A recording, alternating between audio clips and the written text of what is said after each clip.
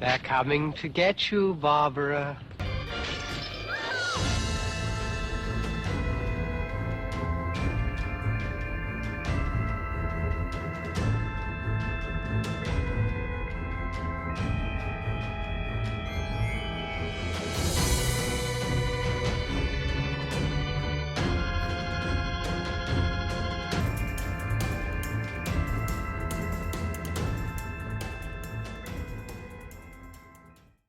Hey everybody, Mackenzie Lambert here, your host for Cinema Max Petrifying Bijou.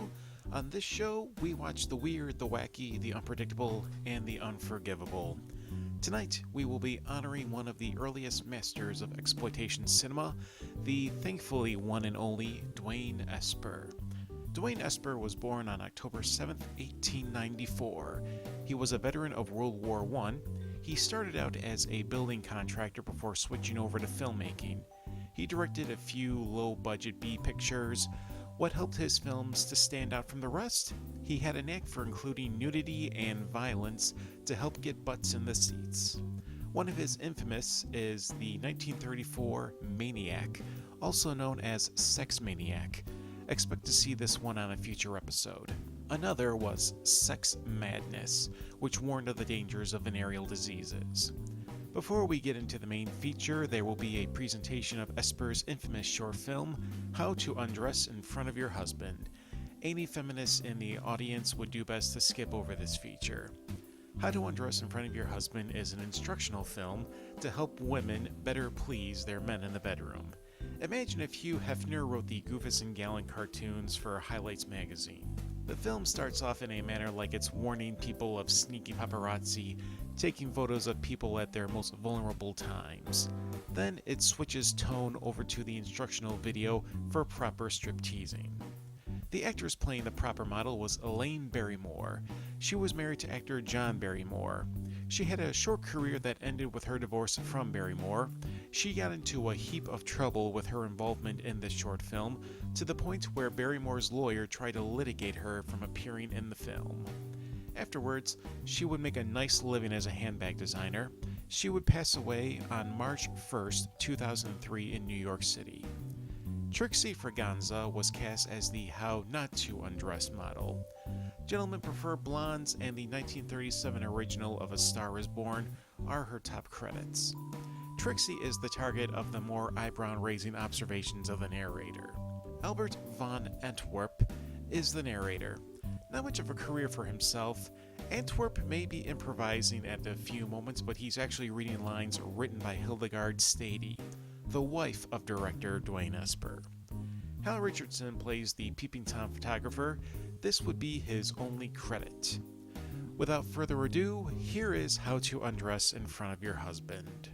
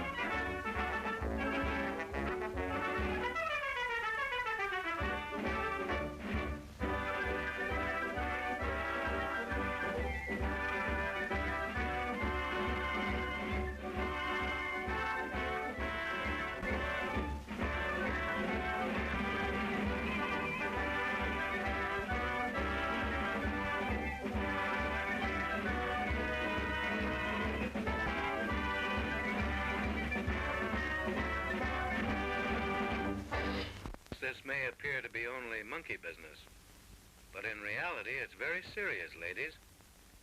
A demon with a glint in his eye and the little black gadget is a candid camera addict. Public menace number one, where all the peeping toms of all the generations pale into insignificance modern super peeper. While the scene you now see being not to see the no longer safe, ladies, or homes.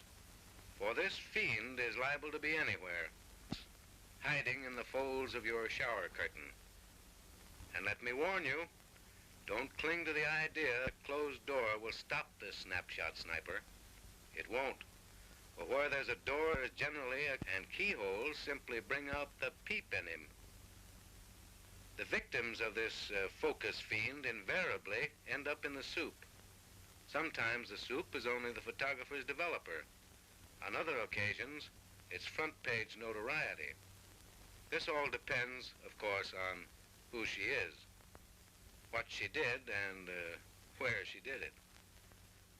He's no respecter of persons, this photophobia addict. And to illustrate my point, we'll just tag along as the super snooper pays a visit to the boudoir of a famous Hollywood personality, Elaine Barry Barrymore. As we edge up to the keyhole, we find Miss Barry just returning from a Hollywood party. It's 6:30 a.m. Of course, Miss Barry is totally unaware of our presence and therefore is completely at ease, doing the things she does naturally, without ostentation. In the old days, the boudoir was considered a sanctuary where a lady could retire, if she wished to, in privacy. But in this age of snooping reporters and candid cameramen, nothing is sacred. In the flat below, there lives another Hollywood celebrity, Miss Trixie Fraganza. And she, too, is returning from a party.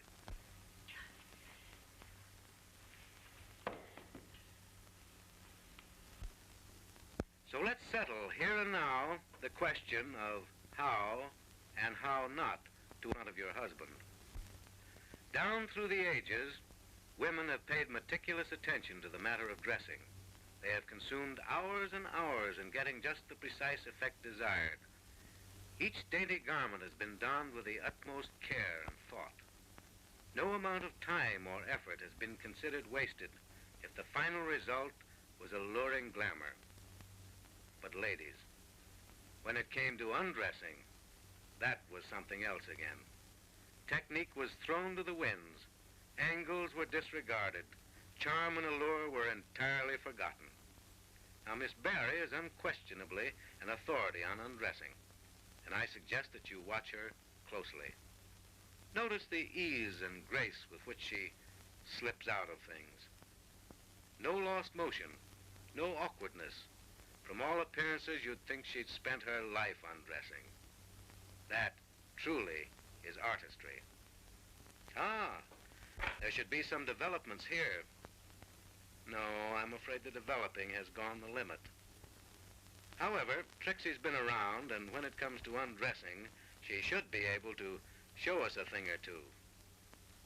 Oh, now, Trixie, please, don't forget your bedroom manners. Back in the Barry boudoir.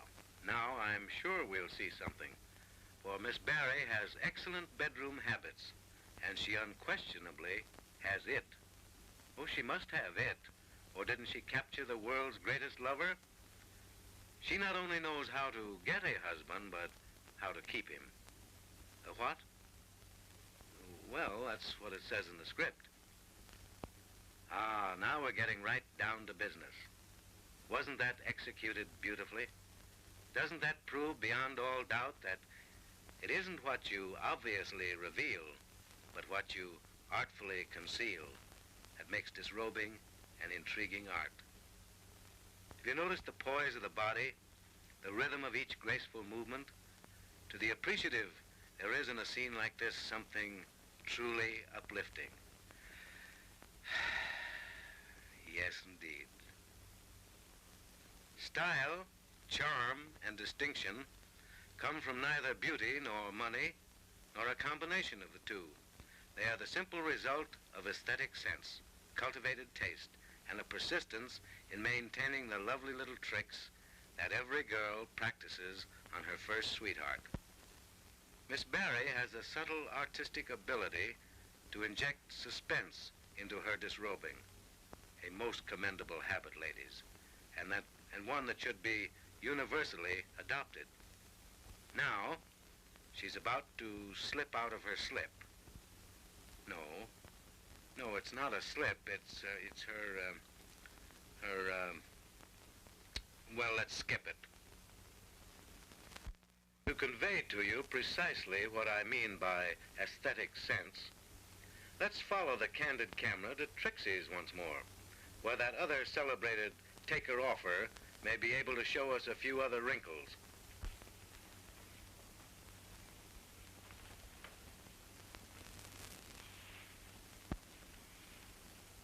Trixie, after all, you know, we're holding you up as a colossal example of boudoir finesse, and millions of women all over the world are eagerly waiting to see just how you do it.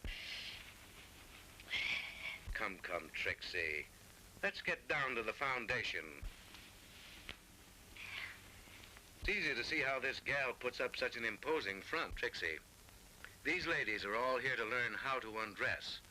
They're not interested in how to take down an awning. Oh. They want to see your technique. Oh. Isn't that awful?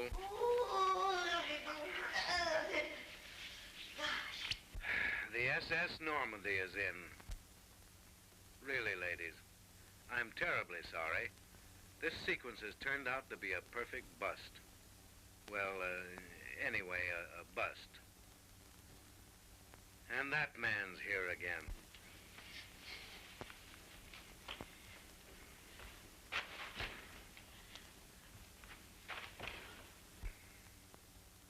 Now, for a little light on a real subject. Let me see. What you going to do now? Rest? No, I believe there's something coming off here. Oh, yes, of course.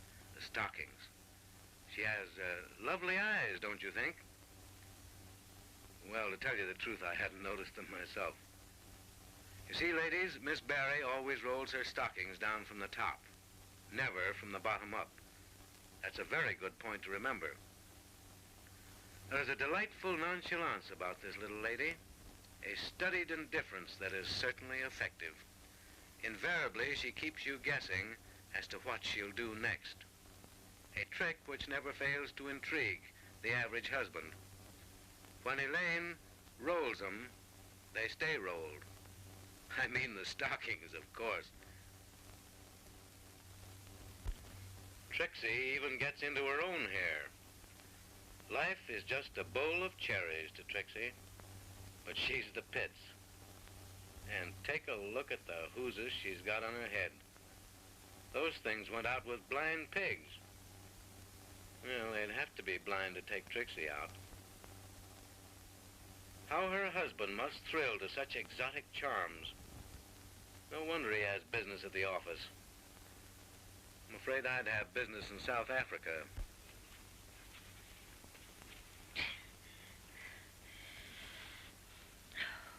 This little pig went to market. This one stayed home. You're a big girl now. Ouch. Oh, look at that. Is that grace or disgrace?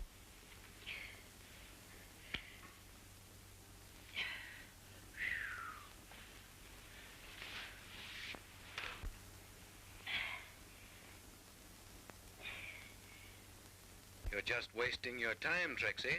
Oh, shoot. It'll take a broad axe to whittle that down.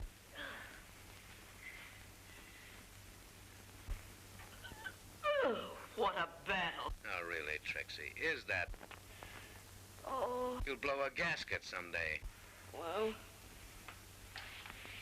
As it's turned out, you're probably gazing upon the greatest exponent of what not to do in a bedroom.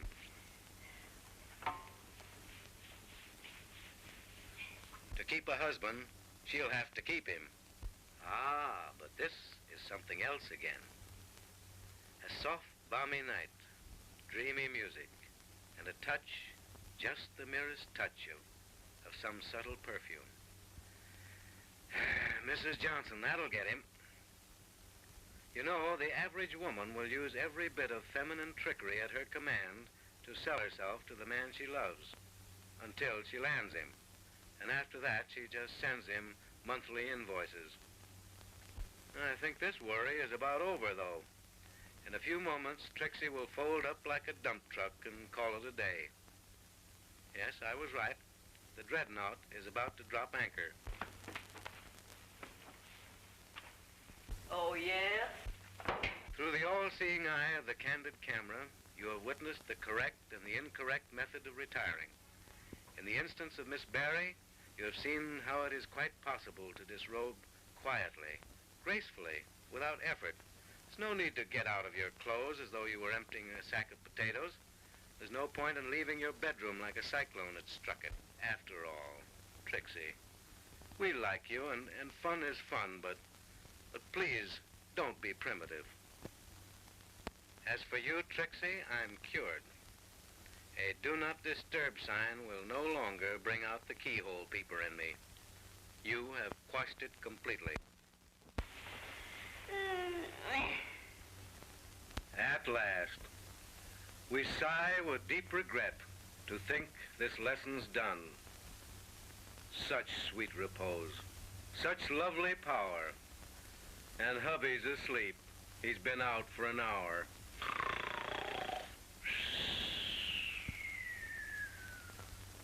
And ladies, a final word of warning.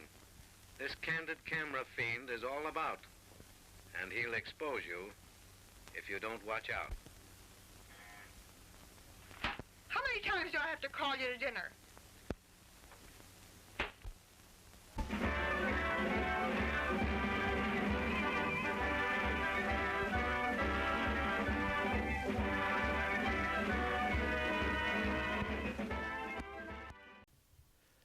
I hope you were paying attention. There's going to be a test later. Now, with that enlightening short out of the way, we can get into the movie you all came here to see, Reefer Madness. But first, a bit of a history lesson. In 1936, Dwayne Esper made his own marijuana hysteria film called Marijuana. Marijuana centers on a girl who ends up smoking pot, having unprotected sex, getting pregnant, then having to tell her boyfriend of the tryst. The couple end up getting involved in drug smuggling and organized crime. That same year, a church group raised money and produced a similarly themed film, Tell Your Children. After production finished, Tell Your Children was purchased by Esper. Esper first screened the film in the South under its original title. For each new territory Esper traveled to, he gave the film a different title and different marketing, not that different from what Roger Corman would do decades later. And this was not uncommon for Esper to buy the rights to other people's movies, then go on screening tours all over the country. Most notably, we have Mr. Esper to thank for giving a second life to the Todd Browning classic Freaks, the revenge film that starred actual sideshow freaks. Esper took Freaks on a screening tour and made it a huge sensation. West of Denver, Colorado, Tell Your Children was changed to Doped Youth. In Pennsylvania and Virginia, the film was called The Burning Question. However, it was in the New England territory that the film was entitled Reefer Madness, and it stuck. Decades later, in the 1970s, Reefer Madness would be an early success for the newly formed New Line Cinema by Robert Shea. Before we go much further, let's go ahead and share with you the movie cocktail of the show. Since people seem to enjoy the screw-loose driver for Don't Look in the Basement, here is the Brazilian Mariguava cocktail. First, you need to make canna syrup. There are a couple ingredients you'll need for that. 3 cups of water, 4 grams of cannabis, chopped finely, 3 cups granulated sugar, and 3 tablespoons of vegetable glycerin, which you can find at health food stores and some upscale markets. For the directions, bring the water to a low boil, slowly add the cannabis, stirring frequently. Next, add the sugar, stirring to dissolve. Cook for 20 minutes covered, not allowing the mixture to boil too vigorously. Remove the cover and add the glycerin. Continue cooking, look for gentle bubbles. For about 7 to 8 minutes, stir constantly. The mixture will thicken. Allow the syrup to cool and transfer to a measuring cup with a spout, so you have less spills. Strain the syrup through a small strainer and cheesecloth, and best to keep in the fridge. That's enough to serve 24.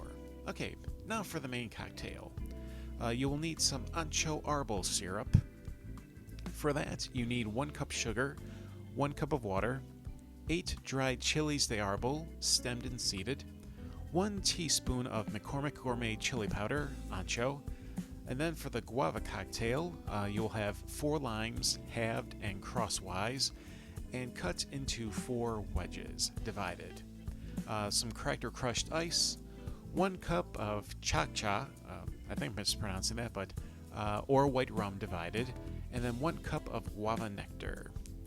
For the ancho arbol syrup, mix all the ingredients in a small saucepan, bring to boil, reduce heat to medium or low, simmer for 5 minutes, remove from heat and let stand for 2 hours, strain through double layer of cheesecloth or coffee filter, cover and refrigerate until well chilled. This makes enough syrup for 4 cocktails. And then for the guava cocktail, place 4 pieces of lime and 1/4 cup of the ancho arbol syrup in a beverage glass. Muddle the lime with a muddler or wooden spoon to release the lime juice. Fill the glass with ice, add 1 cup each of the rum and guava nectar, mix well, repeat with remaining ingredients to make 4 cocktails, then add a 1/4 cup of the cana syrup. And there you have it, the Brazilian Mary Guava cocktail. And now, without further ado, Reefer Madness.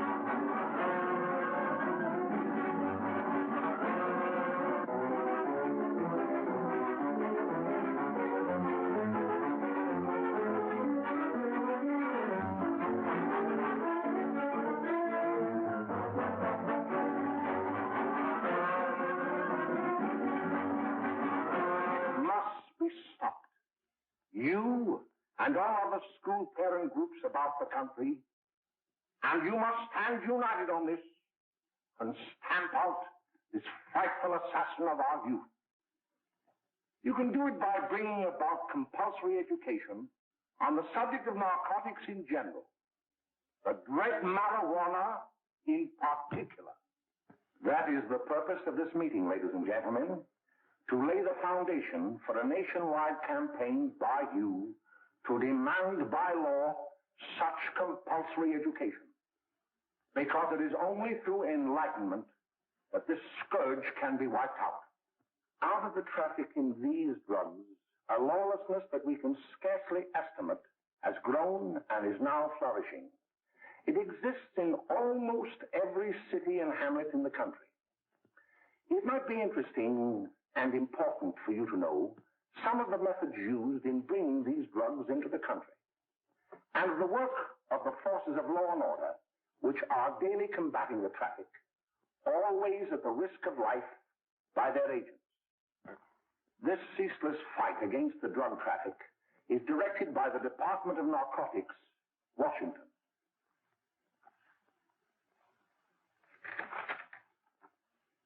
I've received a letter of vital importance from a member of the Narcotics Bureau. I'm going to read this letter to you. My dear Dr. Carroll, the suppression of the use of marijuana and of the forces lurking behind it are the most important jobs this department is now engaged in. At the outset of this letter, there is one vital fact I would like to submit. There is a powerful agency. I speak of the school parent associations of this country, which can be invaluable in stamping out this scourge. Their help, their eternal vigilance, could be the deciding factor in our fight against it. The weed marijuana is grown in every state in the Union. Recently, in the city of Brooklyn, New York, a field of marijuana was found behind a tenement court. The weed was here being cultivated, regularly stripped and dried and sold in schools and at government army posts in and around New York. The dried leaves and berries are ground up and made into cigarettes by a simple hand machine. The deadly narcotic is thus quickly and easily prepared for its market.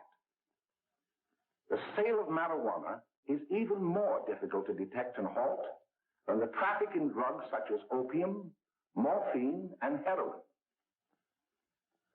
They are hidden in fake jewelry cases, in the heels of shoes, women's shoes especially, because the drugs can be secreted in false heels. Hollowed shaving brushes are another medium. Books with false centers are often used. Watch cases are convenient hiding places. The value of drugs thus seized is enormous.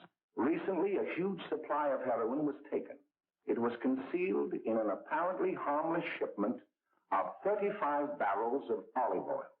The deadly drug was burned in the incinerator of the Bureau of Engraving and Printing. And more vicious, more deadly, even than these soul-destroying drugs, is the menace of marijuana. No doubt many of you do not believe that these things do happen, but they cannot happen to you.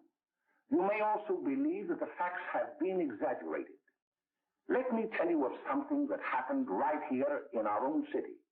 You probably read about it in the papers. However, I'll give you the real facts behind the case. There was an apartment near one of our high schools.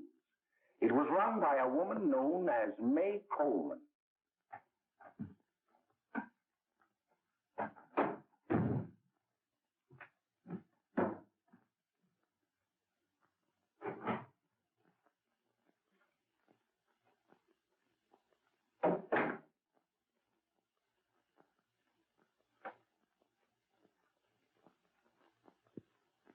Hey, come on, May, get up. What time is it? Time to get up and give this place a going over. Looks like the Marines had landed. Oh, that bunch last night was high enough to take over the Marines and the Navy. You better get on the job. Some of the kids may be up this afternoon. Oh, Jack, we can get along without dragging those young kids up here. Oh, why don't you button up your lip? You're always squawking about something. You got more static than the radio.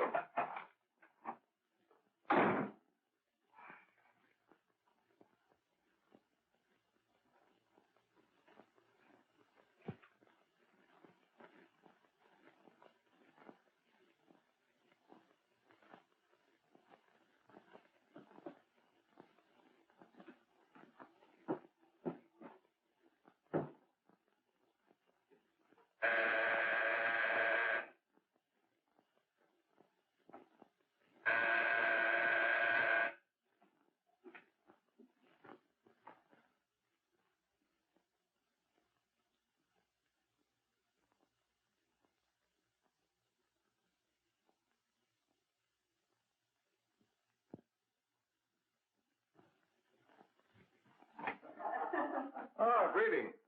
Well, hello, fella. How are you? Fine, how are you? Come here. Come here. Glad to see you. Is the maid? She'll be right in. Just sit down and make yourself comfortable. Hey, what kind of a joint is this, Eddie?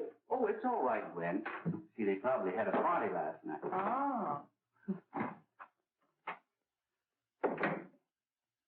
A couple of your customers, May. Yeah? They're old enough to know what they're doing. Not like those young kids you bring up here. All right, all right. Listen, I'm going to blow. Where are you going? I got to make some deliveries, and I'll probably drop by Joe's place and bring back a couple of the kids. Oh, I wish you'd lay off those kids. Oh, why don't you get over that mother complex?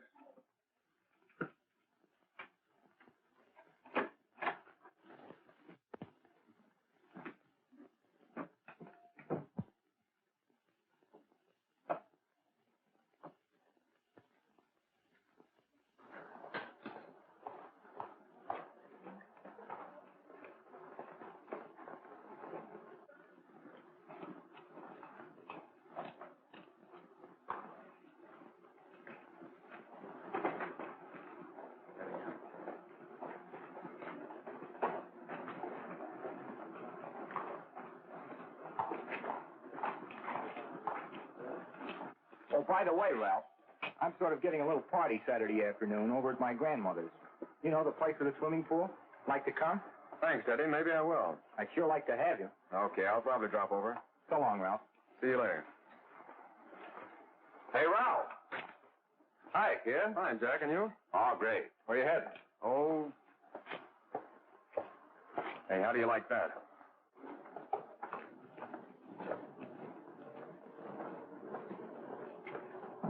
That's the one I was telling you about. Very nice. I don't know why you want to make such a fuss over that Ralph Wally. Oh, he's a swell swimmer. He made the freshman team that year he went to college. Yeah, and that lets him out. My dad knows his family. None of them are any good. Father and mother just got a divorce from Paris. Yeah? You know, Ralph runs around pretty much on his own. He's been in a couple of jams. Well, I only kind of say hello to him. I don't go around with him. Well, you better not. He's a little too old for it. That's what my dad said. Hello, Mary. How are you, Bill? How are you, Ralph? Oh, hello, Ralph. You know my brother Jimmy, don't you? How are you? Well, I'd like you to meet a friend of mine, Jack Perry. Mary, Bill. no. How do you do? Glad to know you. We're going over to Joe's place. Why don't you come along? We have a date to play instead of doubles. Oh, you can play anytime. Come on, we'll have some laughs. Oh, we can't today, Ralph. Some other time. Can I go along with you? Sure. Hey, I'll see you at dinner, sis. Don't be late, Jimmy.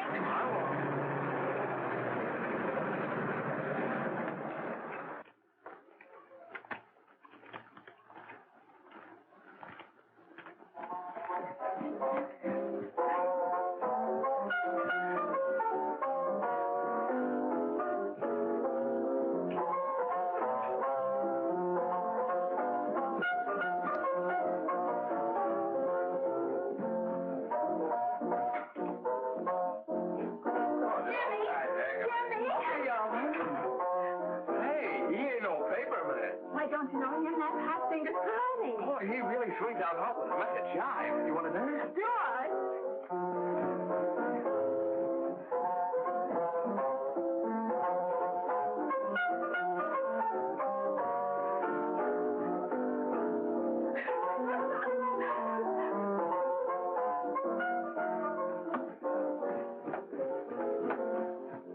expecting us at the apartment a little later. Any new prospects? Maybe.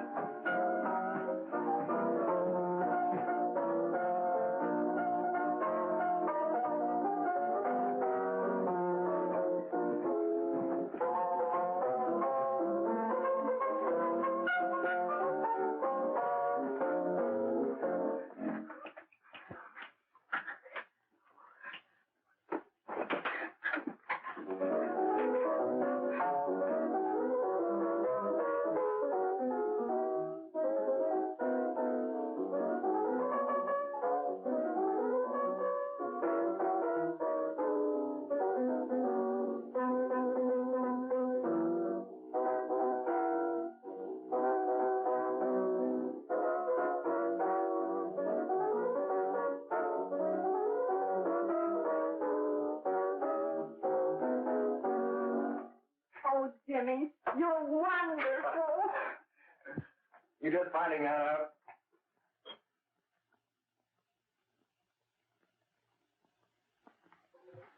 Why can't we go now? Good. Hey, kids, we're having a little party up at my girlfriend's apartment. Wouldn't you like to come? Oh, I'd love to. You want to come, don't you, Jimmy? Oh, sure. Any place with you. Well, come along. We can all go in my car.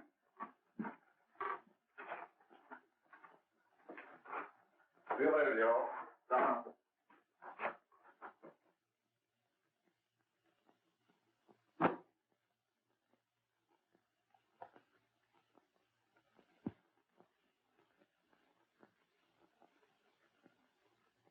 It's sweet of you to help me, Bill. Well, I'll try anything except domestic crime. Why, Bill, don't you want to learn something about running your own home?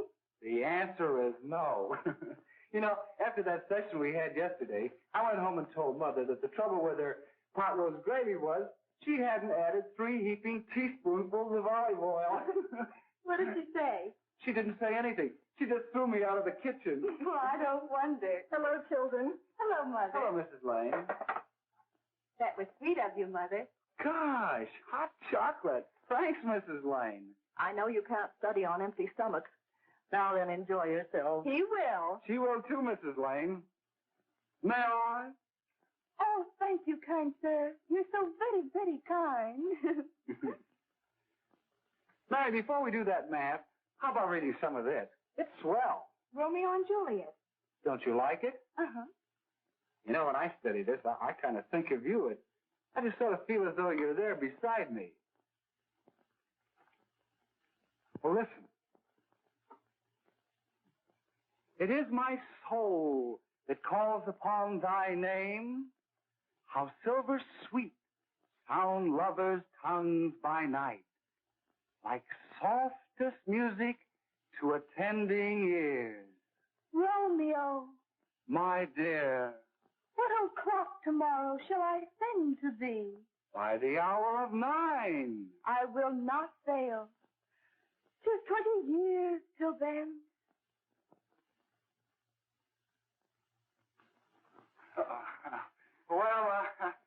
I'll see you tonight, Mary. Bye, Mrs. Lang. Goodbye. Goodbye, Bill. So long. Gotcha. Oh!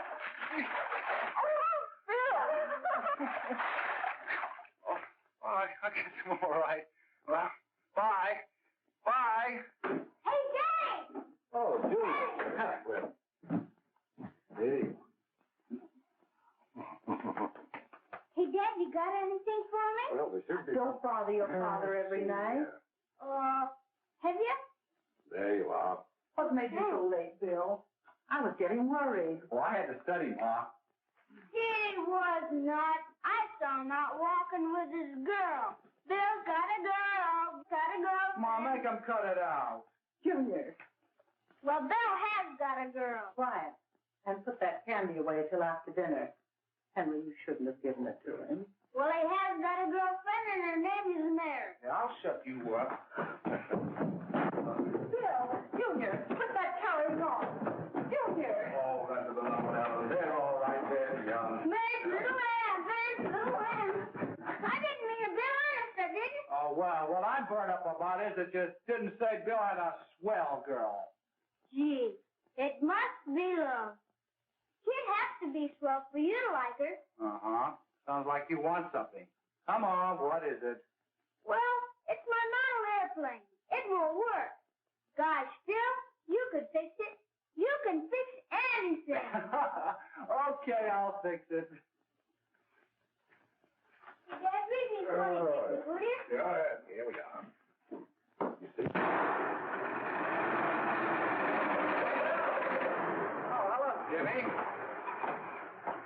Mary told me to wait and tell her she had to go home. Her mother wanted her to go to the dressmaker with her. Oh, thanks, Jimmy. Must be getting grown up. I see Mary let you have the car. Yeah. Can I take you any place?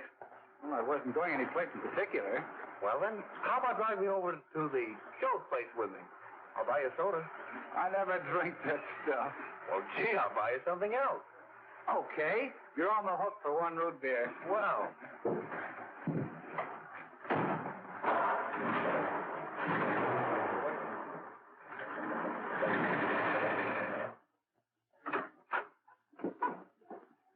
Hi, Bill. Hi, Jimmy. Hey, Jimmy.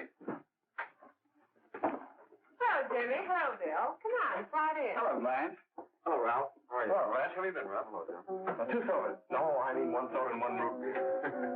How's May? Oh, she's fine. We're going up to her apartment a little later. Couldn't Bill come along? Well, don't Come on along. Bill, you'll get a kick out of it. Thanks just the same. Oh, come on, Bill. Mary won't be jealous. Why, sure. All the kids will be there. It's keen. Well, I don't know. I really shouldn't. Well, okay.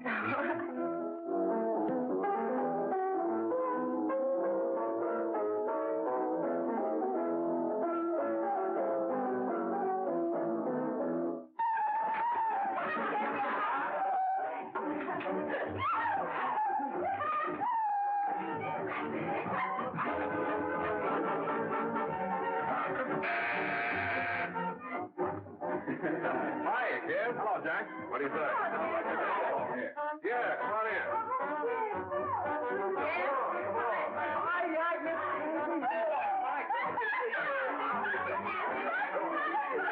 Come on, Bill. Don't stand there.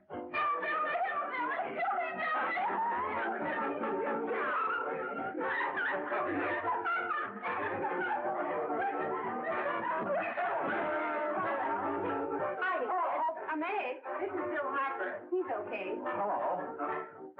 Well, if you say so, it's all right with me. I'll be back in a minute. Hi, kids. How you doing?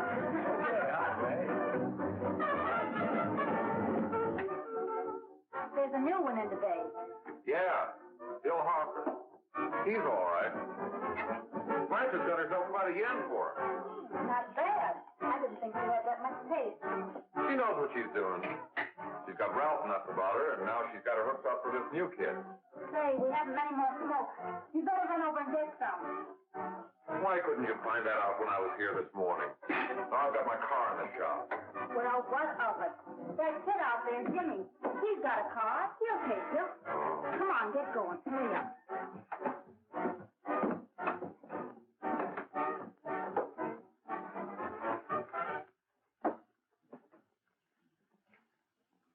Hey, Jimmy. Yeah? I've got to run over to Cedar Avenue for a minute. You've got a car, haven't you? Well, yeah, my sister. Mind giving me a lift? Why, sure. Come on. Okay.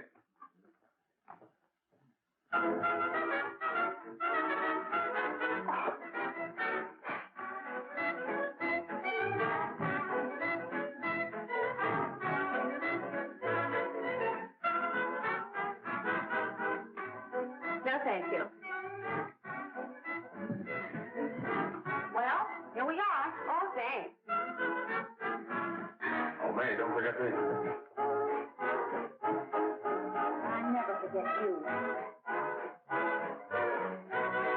Oh, dear. If you want a good smoke, try one of these.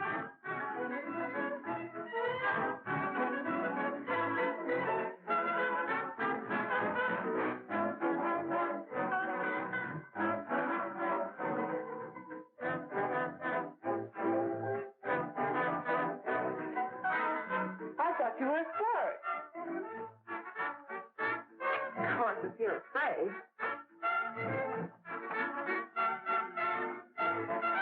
That's better. That's more like it.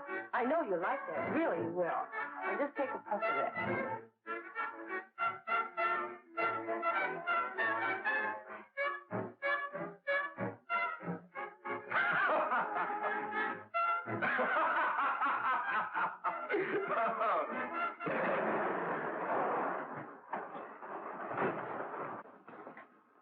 Just be a minute, kid. Hey, Jack, give me a cigarette before you go, will you?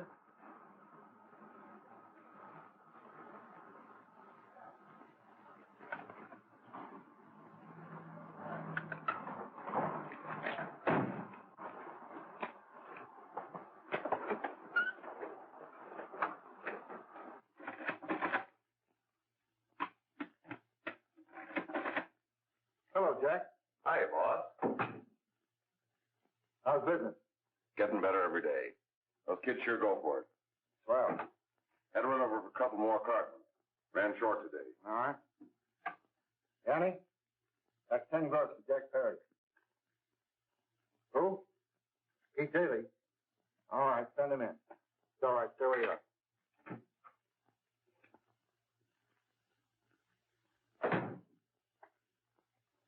I want to talk to you. All right, go ahead. Jack's okay. What's the beef? Listen, you never heard no beef when I had to sell that rotten gin. You're after the dough, aren't you? Yeah, but I don't need dough that bad. Taking two-bit pieces from kids. There are millions of two-bit pieces just begging to be taken. Don't be a dope. I'm just dope enough to draw the line selling hop to kids. All right, Pete. You know what my policy has always been. If the boys are not satisfied, I'm always glad to have them retire. Retire permanently. So long.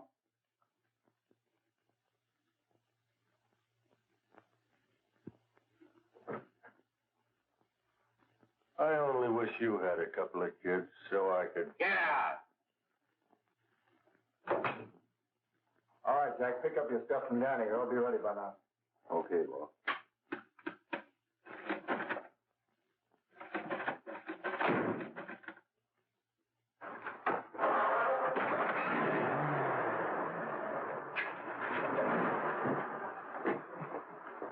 Let's go, Jack. I'm red hot. Better be careful how you drive it. The first thing you know, you'll be ice cold.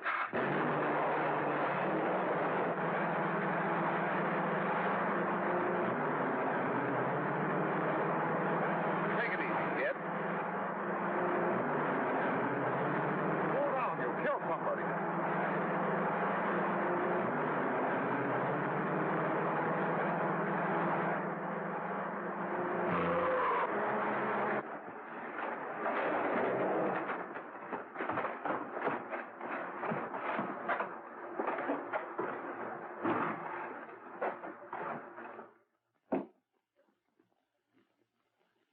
Mary, you're not eating your breakfast again. Bill Harper hasn't been around lately. Anything wrong between you two? Why should there be anything wrong? There shouldn't be, I'm sure.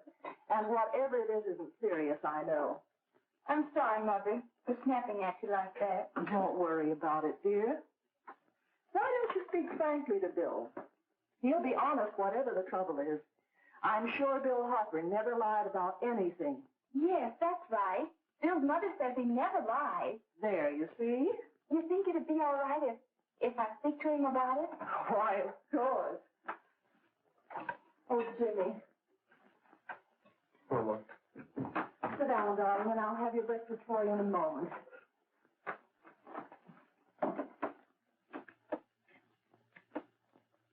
Jimmy, what have I got to worry about? why don't you tell me? Oh, for Pete's sake, don't start to cross-examine me, will you? I'm all right. Jimmy! Don't let Mother see you like that.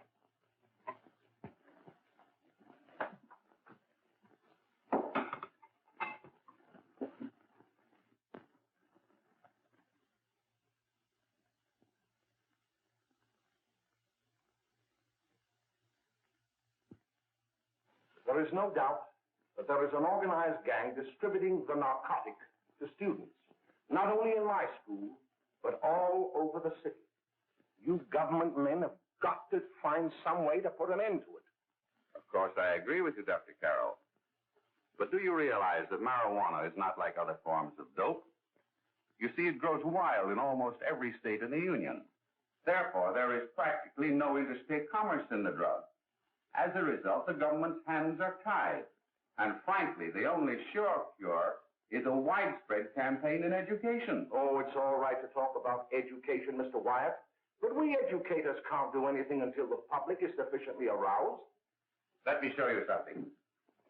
In 1930, the records on marijuana in the Washington office of the Narcotics Division scarcely filled a small folder like this. Today, they fill cabinets.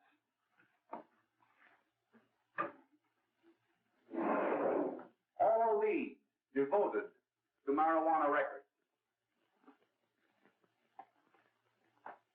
Here is an example. A 16-year-old lad apprehended in the act of staging a holdup. 16 years old and a marijuana addict. Here is a most tragic case. Yes, I remember. Just a young boy. Under the influence of the drug, he killed his entire family with an axe. Then there is the most vicious type of case. Here, in Michigan, a young girl, 17 years old, a reefer smoker, taken in a raid in the company with 5 young men. Here is a particularly flagrant case. Yes, I remember. The newspapers made quite a play of it. In West Virginia, wasn't it? Yes. And there are hundreds of them coming up, new ones every day. I'd like to take these records, if I may. I feel they would be of invaluable assistance to me in combating the evil in my school. You're very welcome, Dr. Carroll. Thank you. Sit down, Bill.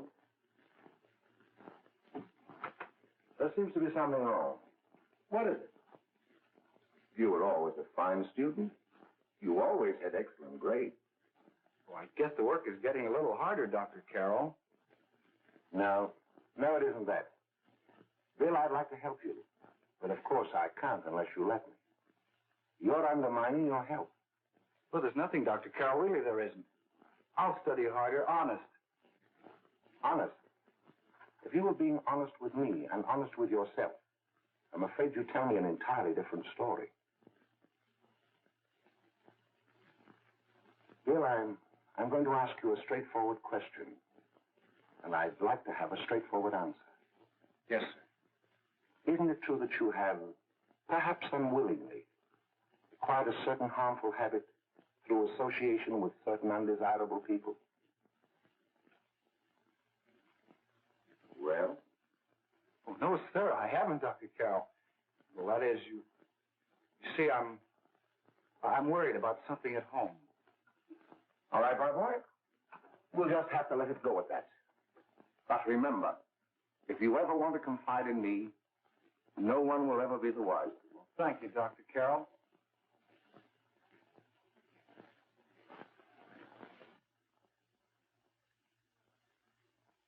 Hello, Mary. You want to play a set? Thanks, Teddy, but I'm waiting for someone. Well, if you're waiting for Bill, he hasn't been here for weeks.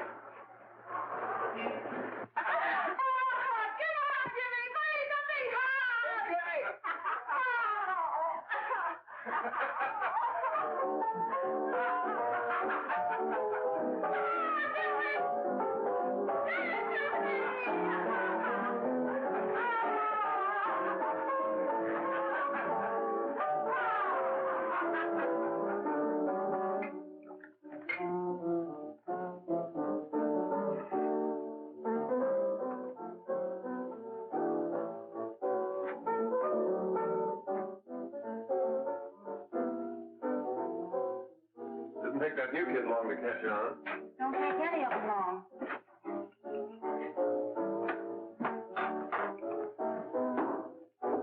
Say, don't you ever get fed? You're feeding me, can't you see?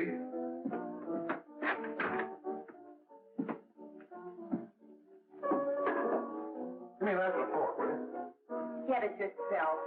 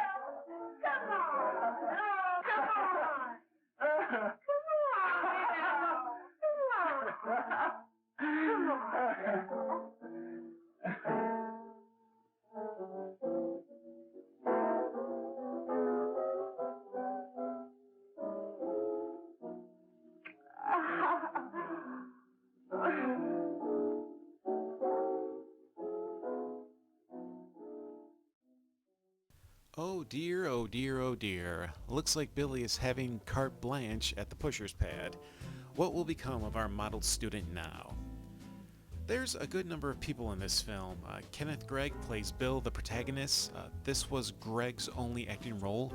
Dorothy Short, Mary in Reefer Madness, found regular work in B pictures, westerns.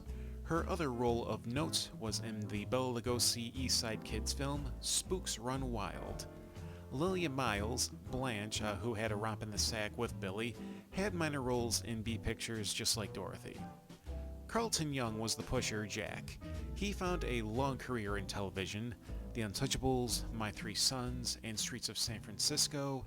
Thelma White was May, the drug-pushing partner of Jack, but she has no problem selling to adults who should know better.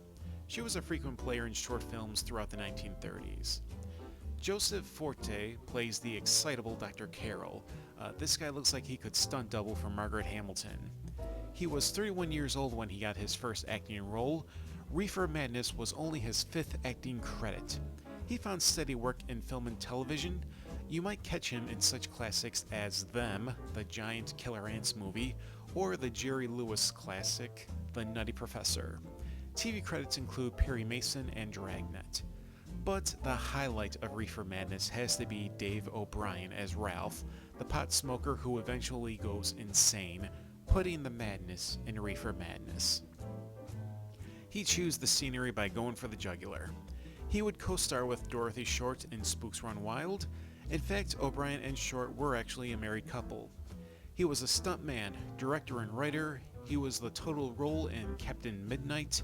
He was also a writer for Red Skeleton.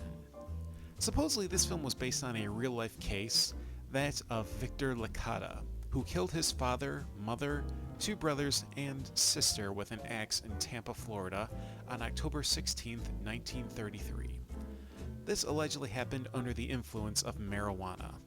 Declared unfit to stand trial for reasons of insanity, subsequent psychiatric examination at the Florida State Mental Hospital determined that Licata suffered from schizophrenia with homicidal tendencies. The Licata case was used to propagandize for the passage of the Federal Marijuana Tax Act of 1937 that effectively outlawed all legal sales of marijuana.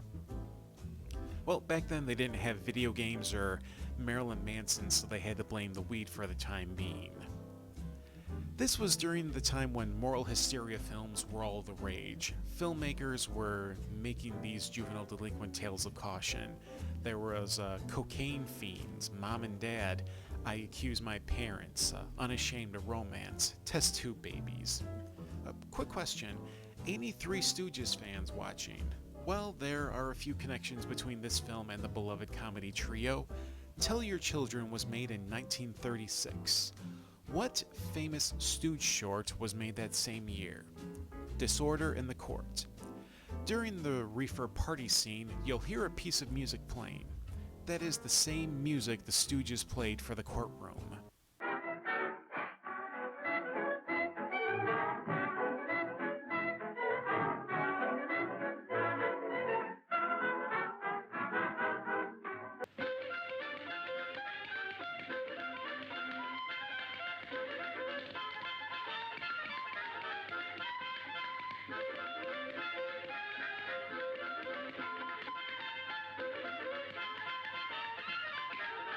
There's one more connection, but I'll get into that later. Now back to the movie.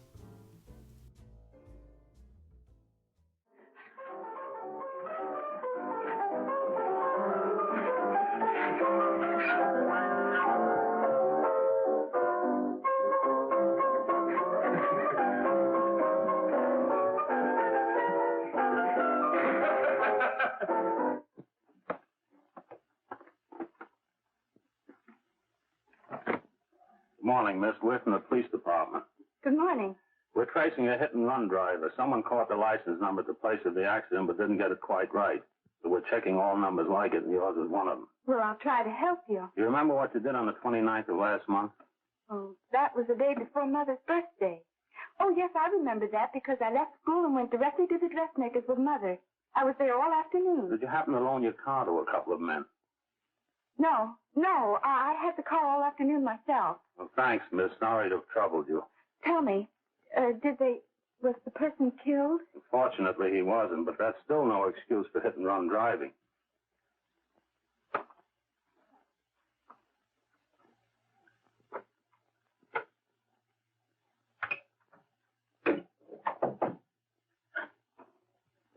Has Jimmy Lane been here today? He was in. He went over to May's place. You know where that is. Well, he was going to wait for me here, so he didn't give me May's address. Are you sure Jimmy didn't leave any message for me? Mary? No, he didn't. But I guess you're okay. I'll write it down for you.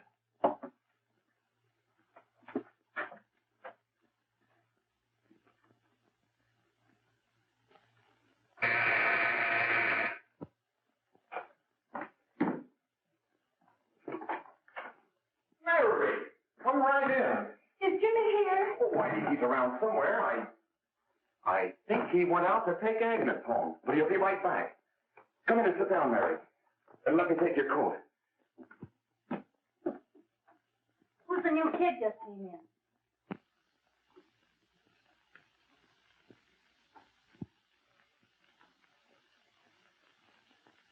Oh, it's that gal that Ralph's gone overboard for. Funny, we've never been able to get her up here before.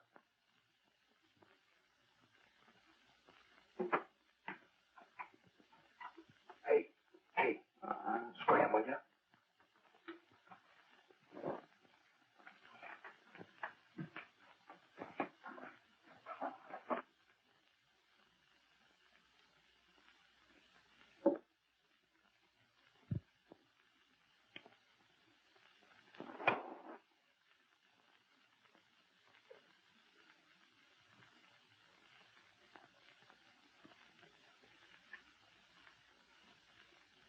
Smoke, Mary? Thanks. Are you sure Jimmy will be back soon? Sure, any minute.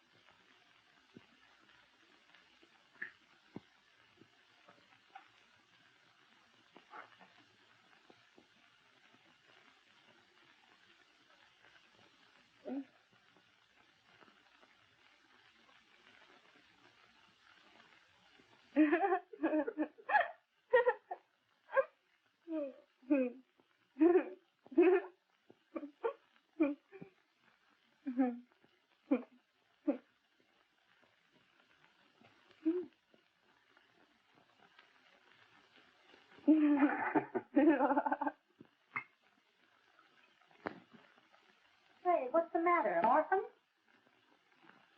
Where do you put it? You got a hollow leg? Thanks.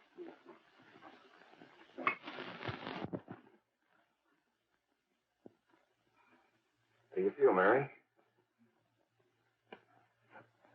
Oh, Mary, give me a... Mary. Oh, Mary.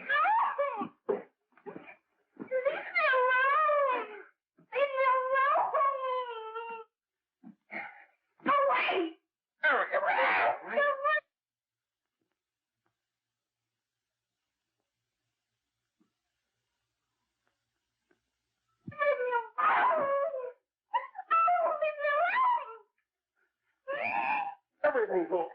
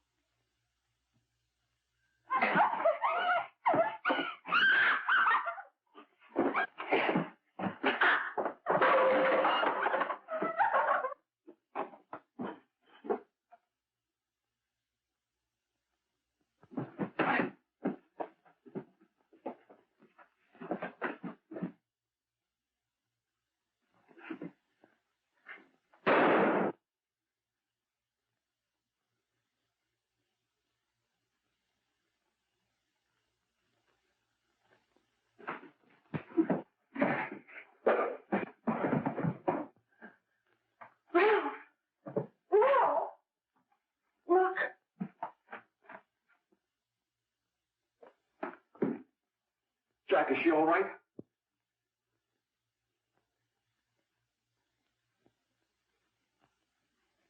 She's dead.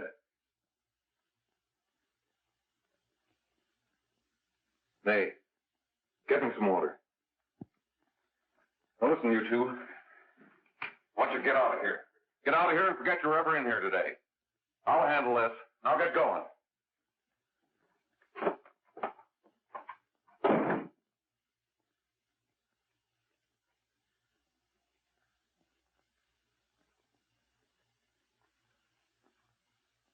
Give it to me.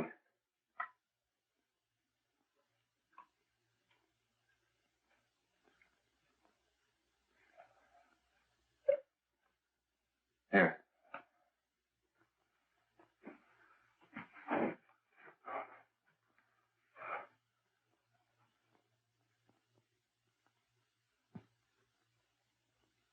Harry.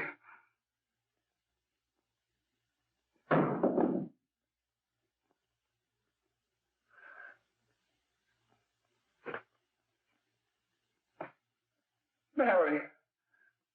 Mary. What happened? He killed her.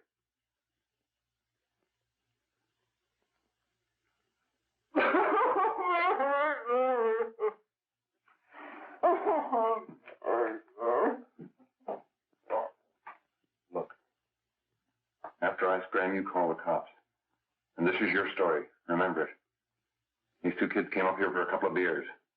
You're up in the kitchen, you heard the shot. When you got in here, that's what you found. Just stick to that story. Mary! Mary, speak to me. Mary!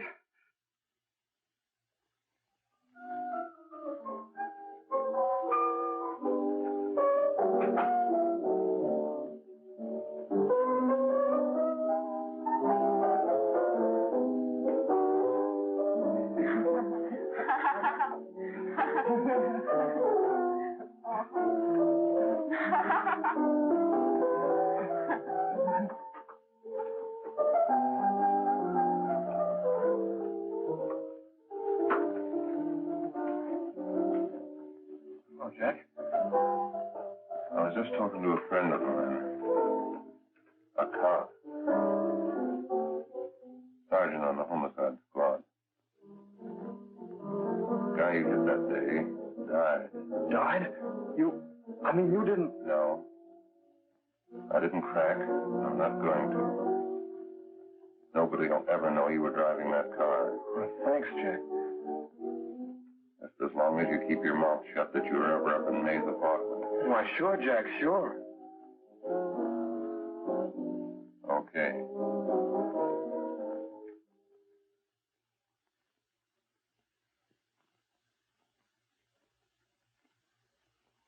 Your Honor, I'd like to recall Dr. Alfred Carroll to the stand.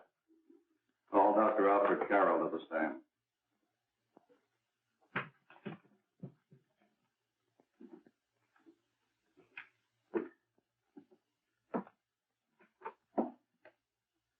Dr. Carroll, as principal of the Lakeside High School, did you, during the last 3 months, notice any changes in the demeanor and attitude of your student, William Hopper? Yes, in a number of things. For example, at times disassociation of ideas. In another instance, I happened to attend the recent interscholastic tennis matches. And while Bill Hopper had been considered an exceedingly good player, I saw him miss the ball by as much as 3 or 4 feet. This, I understand, could be attributed to the use of marijuana. It causes errors in time and space. Objection, Your Honor. The witness isn't qualified to express opinions upon the effect of narcotics. Sustained. Dr. Carroll has been called merely as a character witness.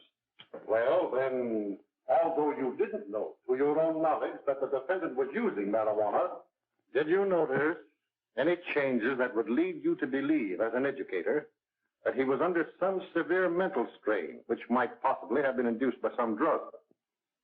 Yes, I recall distinctly a few weeks ago.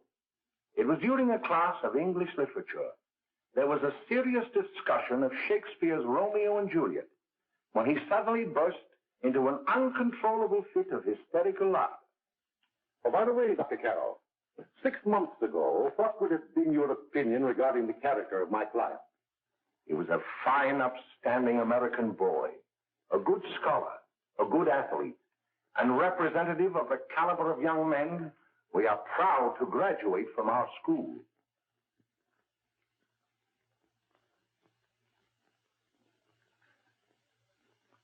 Oh, snap out of it, will you? It's not our fault. Why'd I ever bring him up there anyway? He's just a kid. I can't hang him. Shut up, shut up! Why don't you let yourself go? Talk. Go off your nuts and have me that way, too. It was his own fault, wasn't it? Shut up! They've got it hidden now, haven't they? The cops can't find it. Jack, I want to get out of this place. You're going to stay here as long as we have to keep those two out there undercover. Until the trial's over. The boss gets a better idea. But they're getting on my nerves. It can't last much longer. Not worried about her. We got to keep him gagged. Oh, he's about ready to crack. All you got to do is keep him from having too many reefers. Any day now, that punk will get hot. He'll probably spill and tell all he knows if he gets a chance.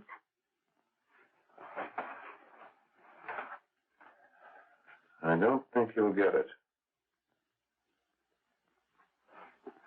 I'll see you later. Where are you going? I'm going to see the boss.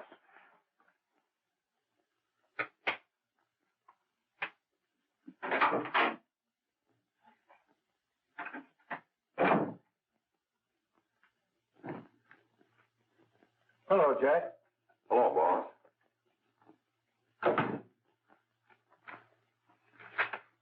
What are we going to do about that Wiley guy? Still jittery, huh? I don't know what the punk's going to do. Keep feeding him those hot sticks. That's what May's been doing. That's no good. I got a hunch that he's due to crack when that Harper verdict comes in. He's on the tee. He's liable to take a powder on us and blow us topper to the DA. You mean you think we'd all be better off if he never heard the verdict? Well, what are you waiting for?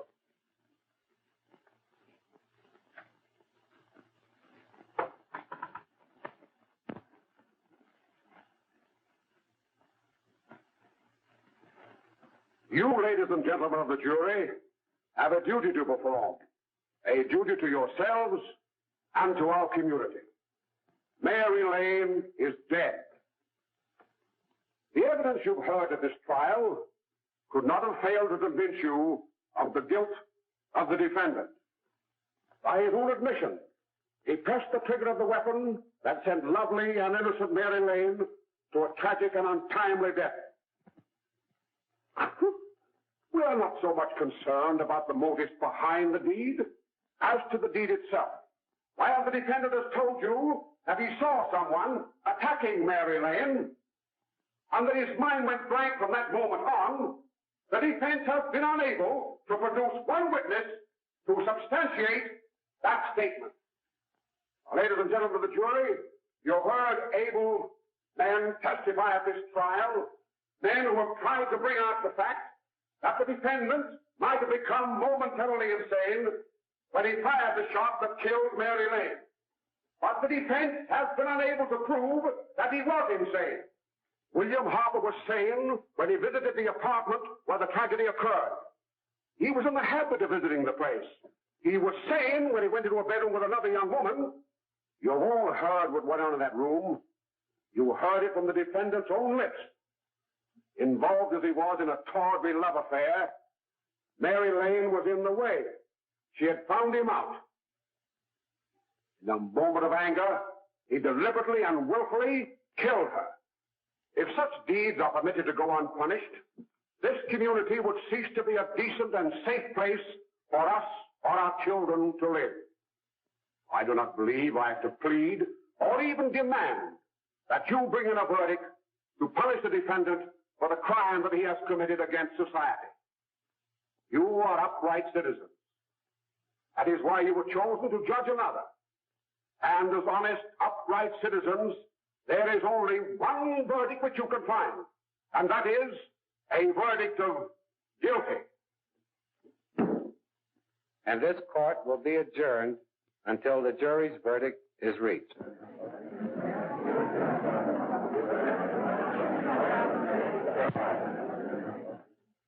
I suppose you all feel the same about this case.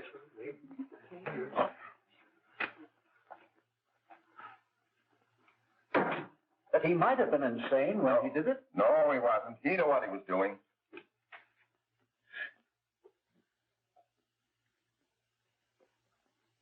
But supposing he was insane? You can never make me believe it, nor anybody else. We'll take a first vote.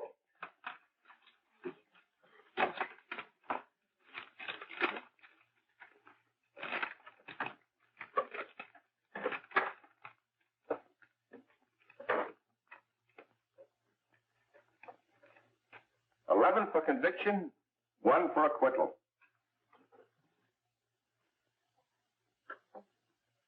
But there's a reasonable doubt about the boy's sanity. We can't. No doubt about the fact that he murdered her. He admitted it himself. That wasn't the first time he was there.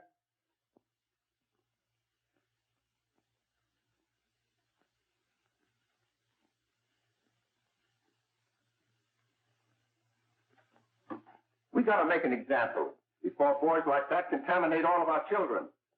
We can't have every murderer hiding behind the gag that he's insane. Sure, they see red before they kill somebody. But whose fault is it?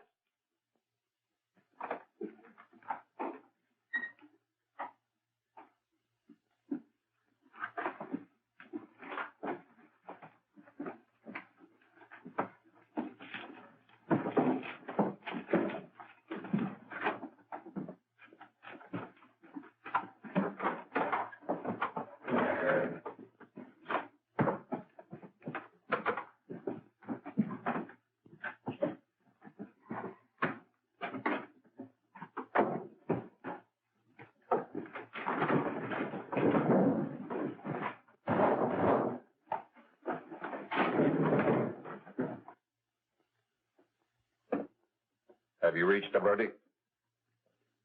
We have. The defendant will rise. What is your verdict? We find the defendant guilty, is charged.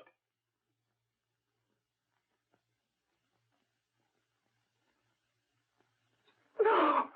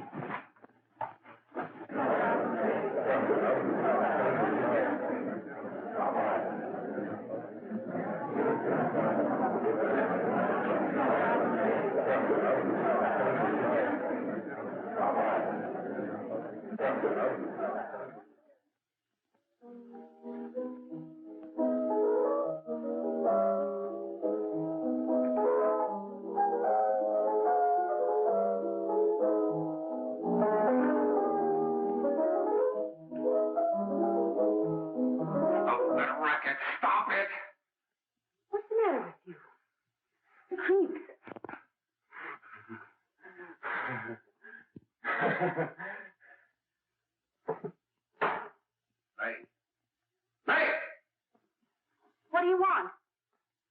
Bring me some reefers.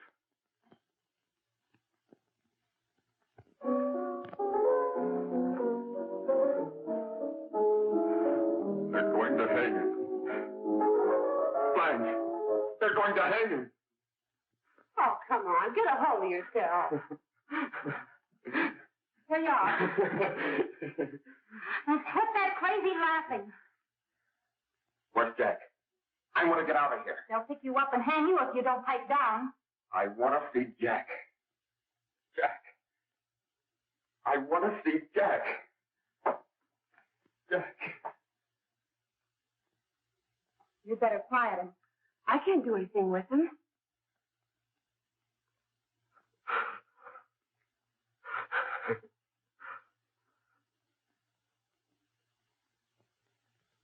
I've got to see Jack. We can't let that kid hang.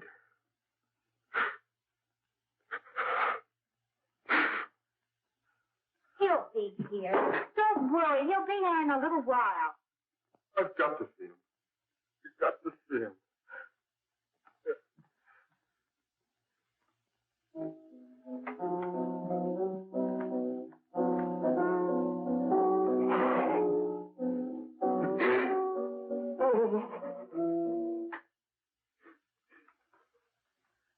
Come on, darling. Everything will be over soon. You want me to play something for you? Yeah. Yeah, that's it. Play something. All right. Come on.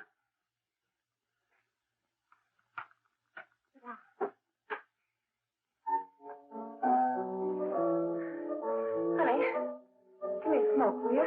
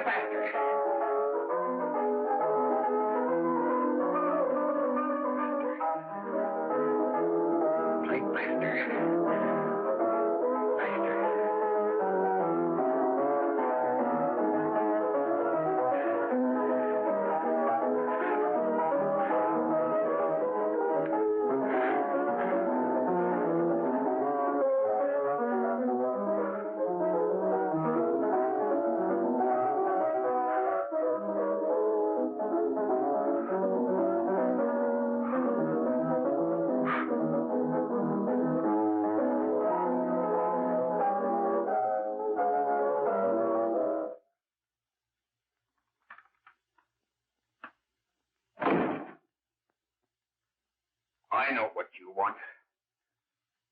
You want to kill me. You're crazy. Take it easy, kid. I just want to talk to you.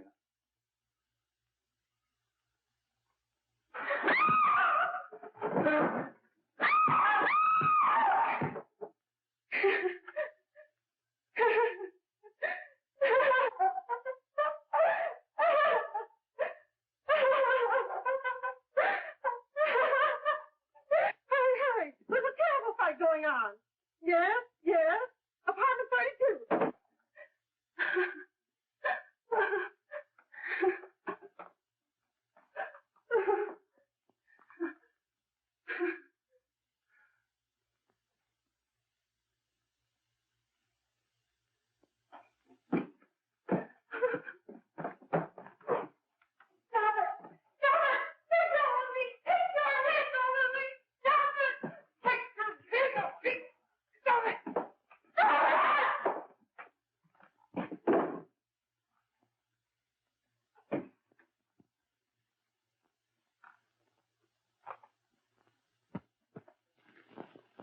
Give me a glass of water. Who's behind you? No, no, no. You'll hang if you don't talk.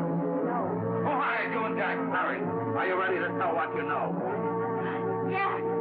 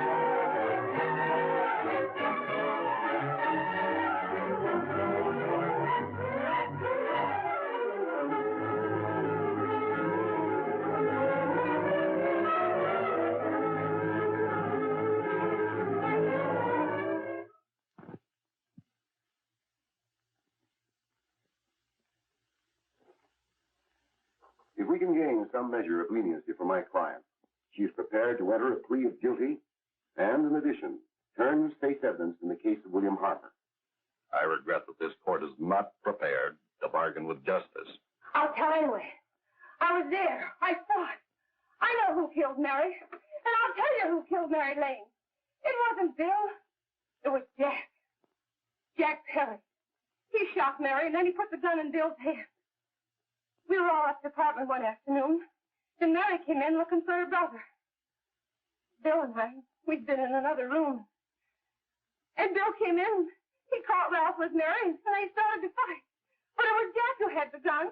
He was going to hit Bill over the head with it to make him stop. And then the gun went off. I saw it. I can see it now.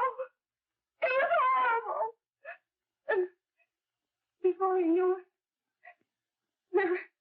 Mary was dead. But you see, Judge, Bill didn't know he hadn't killed Mary. He was so doped up, they made him think he had. Ralph wanted to tell you, too. Oh, if they'd only let him. But this is the truth, Judge. I'm telling you the truth.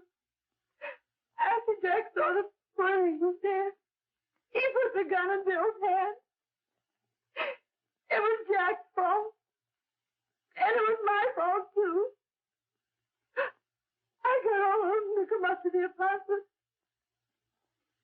I'm just as much to blame. I am. Do I understand you wish to plead guilty to a charge of fostering moral delinquency in the case of William Harper? Yes, I'm guilty. I am. Prepare a statement for signature, and also an order setting aside the jury's verdict in the case of the people versus William Harper. In the interests of justice, I shall direct a verdict of not guilty.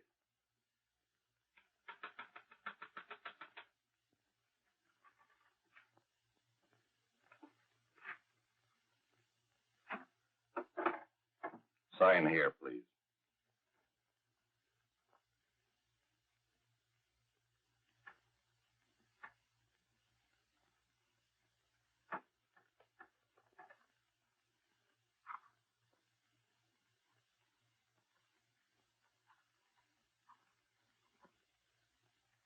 You shall be brought into court on Thursday, the 17th, when sentence will be pronounced. Meanwhile, you will be held as a material witness in the case of the people versus Ralph Wiley.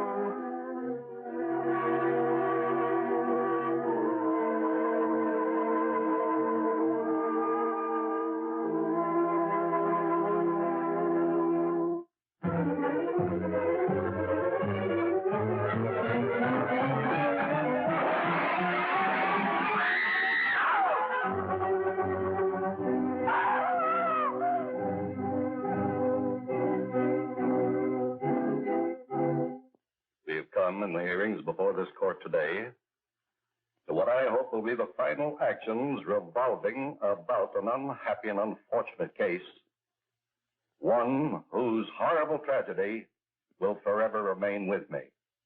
I am happy to have been enabled, before it was too late, to order the verdict of the jury in the case of the people versus William Harper to be set aside. But, young man, although this court is convinced that to declare you guilty would have been a gross miscarriage of justice, we cannot condone your acts. and we can express only the hope that your experiences may not alone keep you, but thousands of others from the vicious pitfalls of marijuana. Thus, I am ordering you to remain in this court during the next case, so that you will be obliged to witness what you yourself so narrowly escaped. Call the case of the people versus Ralph Wiley.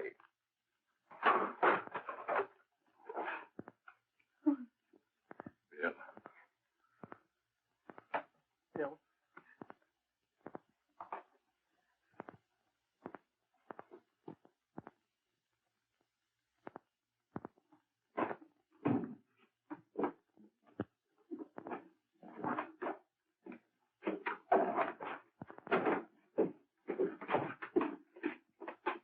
Your Honor, in this case, the state waives trial of the defendant, Ralph Wiley. It is convinced that he is hopelessly and incurably insane, a condition caused by the drug marijuana to which he was addicted. It is recommended, Your Honor, that the defendant be placed at an institution for the criminally insane for the rest of his natural life. Defendant counsel joins the state in this request. Since counsel for the defense, as well as counsel for the state, seem to agree on this, I see no reason why the request should not be granted. Yes, that happened right here, to your neighbors. It is not too much to say that in your hands lies the possibility of averting other tragedies like it. We must work untiringly so that our children are obliged to learn the truth, because it is only through knowledge that we can safely protect them. Failing this, the next tragedy may be that of your daughter, or your son, or yours, or yours, or yours.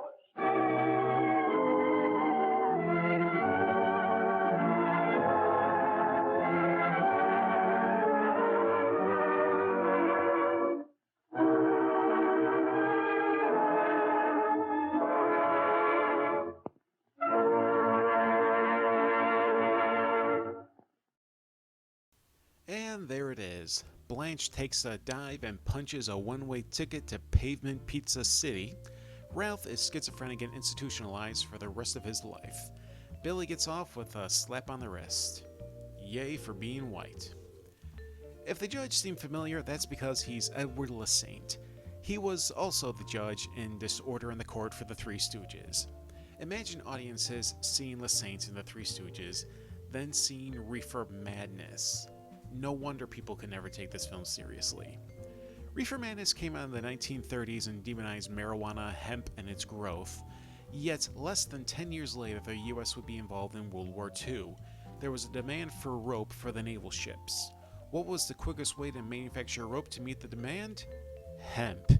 So much so that the US Department of Agriculture produced a propaganda film, Hemp for Victory, encouraging the growth of hemp to be used in the war effort. Reefer Madness frowned upon marijuana in the 1930s. Then in the 1940s, hemp is alright because we needed it to fight the Nazis. In 1985, there was a Reefer Madness 2, but it's not exactly a sequel. According to the film's producer, L. Randall Nogg, the film is a parody of the original Reefer Madness. Working in conjunction with the West Coast comedy troupe, the LA Connection, Nogg took the original Reefer Madness, removed the old soundtrack, and substituted all new dialogue, music, and sound effects. It's a redub, which more than likely means it's not really funny. If that's the case, you're just better off watching the original movie. In 1998, there was a stage musical for Reefer Madness produced in Los Angeles. It was written by Kevin Murphy. No, not the Mystery Science Theater 3000 Kevin Murphy, the Kevin Murphy that gave us the Sonic the Hedgehog animated series, the Weird Science TV show, and Desperate Housewives. That musical would be adapted for a TV film in 2005, starring Neve Campbell, Alan Cumming, and John Kassir. In May 2018, Angry Demon Productions out of Detroit, Michigan, in collaboration with Legacyverse Productions from Sandusky, Ohio, started filming a low-budget remake under the original working title, Tell Your Children. While most of the film has been modernized a bit through cell phones and laptops instead of desk or rotary phones and filing cabinets, This remake still has about 75% scene for scene and use of original dialogue with deliberate liberal use of overacting and campy humor. So this would be, I guess, the Gus Van Sant Psycho remake equivalent of Reefer Madness, so might want to give that one a pass as well. I searched around and I was able to find a streaming service or physical copy of the film. Besides, they seem to be purposely trying to make a bad movie, and we all know how that turns out. For an early exploitation film, Reefer Madness has maintained a longevity that is unexpected, but impressive all the same. All these years later, the film has become all the more of a laughingstock given what we know of marijuana now and its benefits. Thanks to the tireless efforts of the likes of Tommy Chong, Jesse Ventura, Joe Rogan, and Ronda Rousey. This wraps up the episode of Cinemax Petrifying Bijou. Thanks for everyone who tuned in for the premiere. The next episode will be on Friday, May 22nd. We will be showing the 1966 horror comedy, The Undertaker and His Pals. Until next time, this is Mackenzie Lambert for Cinemax Petrifying Bijou, signing off.